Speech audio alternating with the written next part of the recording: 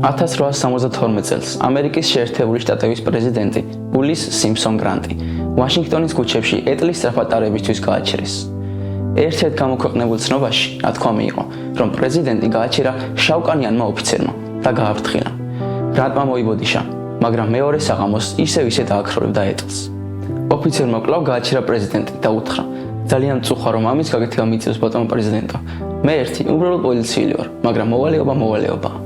ამის შემდეგ ოფიცერმა ვესტმა დააკავა პრეზიდენტი. საოცარი იყო ამ ოფიცრის გამბედაობა თავისი მოვალეობის შესრულებისას. პრეზიდენტმა სათანადოდ დააფასა მის საქციელი, შეაქო იგი და იზრუნა, რომ სამსახური არ დაიკარგა. ღვთისთვისაც ყოველთვის მოსაწონია ამგვარი გამბედაობა და მოვალეობის ერთგულება, რადგან მას ცურს მიკერძოება. იაკობ მოციქული თავის წერილში წერს: თქვენი რწმენისათვის, რომელთაც გწამს ჩვენი დიდების უფალი იესო ქრისტე, უცხო იყოს მიკერძოება. ამაში იგულისხმება ის, რომ განსაკუთრებული ყურადღება და კეთილგანწყობა არ უნდა გამოიჩინოს მდიდარი და ძალაუფლების მქონე ადამიანებისადმი და ღარიბები და უქონელი ისე დავტოვოთ. ნაცვლად ამისა, ღმერთი მოგიწოდებს, რომ გვიყვარდეს მოყვას, როგორც საკუთარი თავი. მიკერძოება ცოდვაა. ამით ვარ ღვთის სიტყვას. ღმერთს არ გამოუჩენია მიკერძოება რომელიმე ჩვენგანის მიმართ. მან მაშინ შეგვიყვარა, როცა არაფერი გაგოჩნდა.